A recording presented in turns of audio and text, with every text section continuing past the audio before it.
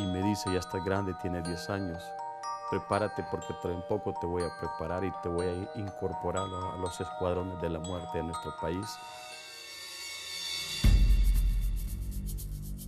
Este fue el regalo que recibió Tomás Reynosa de su padre cuando cumplió 10 años de edad.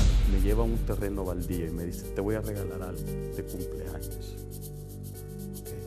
Saca un revólver y me dice, te voy a enseñar a disparar. Y me comienza a enseñar a disparar en un terreno solo. Ahí transformó algo en mi corazón porque tuve un arma en mis manos.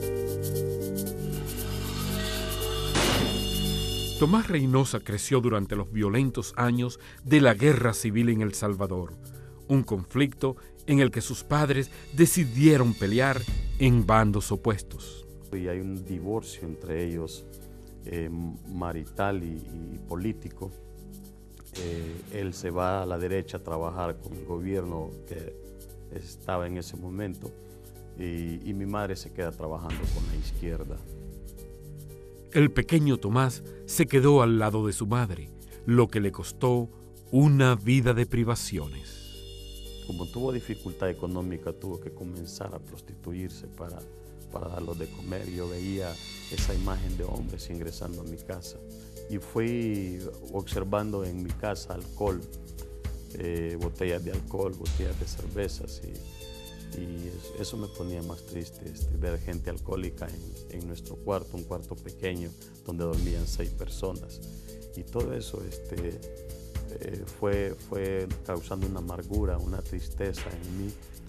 Las esporádicas visitas de su padre solo añadían más amargura. Cada vez que él mataba a alguien, llegaba donde mí y me decía, hoy lo maté de diferente manera, hoy lo torturé, hoy hice esto.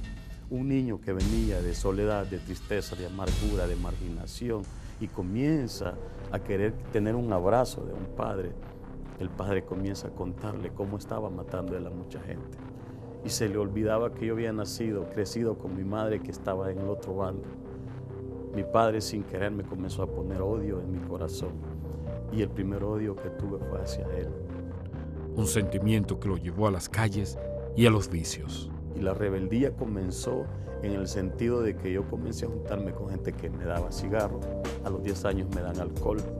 Más adelante comenzó a probar también las drogas y a delinquir, al mismo tiempo que desarrollaba una pasión por el fútbol, el cual jugaba muy bien. Me dan la oportunidad a la edad de 17 años de incorporarme a la segunda división de fútbol profesional de este país. Pero era drogadicto. Entonces el profesor, en lugar de orientarme, me marginó a los 4 meses. No, tú eres drogadicto, vete. Entonces me frustró otra área más, que es lo que más amaba, es lo que yo me había refugiado, era mi pasión. Frustrado al ser expulsado del equipo, Tomás se sumergió aún más en la vida delictiva. Ya comienzo yo mejor solo a andar en las calles consumiendo droga, alcohol, y haciendo mucho daño. Realmente comienzo a meterme con gente más delincuente, ya no era drogadicta, sino que era delincuente, que ya manejaban armas, ya manejaban cuchillos y violando gente, muchachas. La inestabilidad política en El Salvador y su vida de delincuente le hicieron huir a México, donde una inminente deportación se convirtió en una oportunidad de hacer mayor daño. La sorpresa mía es que este comandante de Veracruz no nos deporta, sino que nos mete a su estructura para andar delinquiendo allá en México. Él hacía asaltos al crimen organizado, le quitaba la droga, le quitaba el dinero, no la droga, hacían transacciones. Temeroso de ser asesinado por la mafia, regresó a El Salvador, donde además de casarse, se incorporó de lleno a la guerrilla. Ahí cometí mis primeros asesinatos, algo que marcó mi vida tremendamente. Y marcó mi vida, marcó la de mi esposa y marcó la de mis hijos. Marcó mi corazón tremendamente. Al final de la guerra, la suma de años de violencia y el consumo exagerado de drogas hicieron mella en la mente de Tomás. Muchas veces decía yo, me acuerdo que me morí en la guerra, me acuerdo la granada que me tiraron, me morí. Yo estaba perdiendo ya mi razón yo no sabía si estaba vivo o estaba muerto. Solo consumía y consumía. Su vida familiar también era una pesadilla. Aparte, cuando yo no aguanté mi cerebro de tanta droga, comencé a golpear a mi esposa. Comencé a golpearla, ya con mi cigarro de marihuana y mi bote de pega en la mano, las dos cosas. Y luego iban de mi esposa a tener sexo. Era violación porque yo estaba violando a mi esposa en ese momento. La propia madre de Tomás buscó una forma de terminar aquel martirio. Una vez llega mi madre y la encuentra golpeada y le dice, ¿por quién la golpeó? Su hijo, le dice. Llega mi madre y le dice, tal grado, ¿por qué no lo matamos a este maldito? Le dice, este no tiene que vivir. Matémoslo. No, yo no, le dijo mi esposa, pues yo lo voy a matar. Tomás se había convertido en el verdugo de su propia familia. Incluso, tal como su padre lo había marcado cuando cumplió 10 años, él dañó a su hijo la noche de su cumpleaños. Y yo, ebrio, le digo palabras soeces, lo agarro de su pelo, de su cabeza, agarro su cara y le digo, ¿te lo vas a comer? No, yo quiero mi cake. Abro la tapadera del cake y le meto su cara en el sorbete al niño. Lo que mi padre me había hecho a mí, yo lo vuelvo a hacer con mi hijo. ¿Por qué? Porque desde ese día al día siguiente no me volvía a decir más padre, sino que a mí sí me lo decía enfrente, pero a mi familia decía el perro, el perro. El niño, al crecer, se unió a una pandilla a través de la cual trató de asesinar varias veces a Tomás, pero sin tener éxito. Él tenía una ira en su corazón por lo que yo le había hecho, por los golpes que yo le daba a él y a mi esposa. Él era el mayor y él todo eso se lo iba grabando en su corazón. El propósito de él era asesinar. Destrozado física y emocionalmente, Tomás llegó a un punto sin retorno. Una vez más, Tomás decidió escapar, esta vez a una ciudad lejos de la capital. Allí, la invitación de un pastor a un retiro cristiano resultó ser la vía de escape que tanto había anhelado.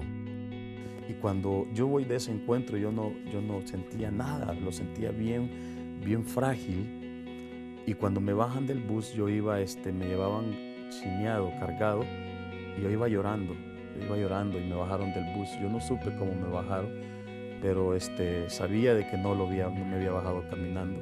Cuando me vi, yo estaba en el suelo en la iglesia y yo comencé a llorar y a llorar y me sentía diferente, nuevo.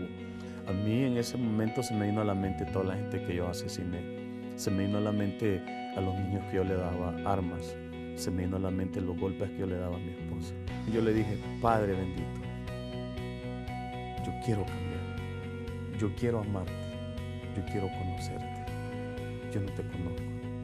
He oído hablar de ti, pero yo no te conozco. Por favor, arráncame todo lo sucio que llevo dentro, porque ya no te quiero fallar más. Después de haber hecho esa desesperada oración, se sintió libre de las cadenas que lo habían atado durante tantos años. Dios le respondió y Tomás buscó a su familia para implorar su perdón. Ellos no me querían, nadie me quería, ni me creía. Y me dijo mi hijo, no te creo, vos sos hipócrita. Y yo le dije, no hijo, yo cambié, Jesús me ha cambiado. Yo sentí un fuego, un calor en el encuentro, algo que me bajó en mi cuerpo, desde la coronilla. Y yo sentí una transformación, mi forma de hablar no era la misma, mi corazón no era el mismo, mi mente no era la misma. Cuando yo los abracé a ellos, comencé a sentir un amor. Y pues, ¿cuántos años tenía no abrazarlos a ellos? Solo era de golpes.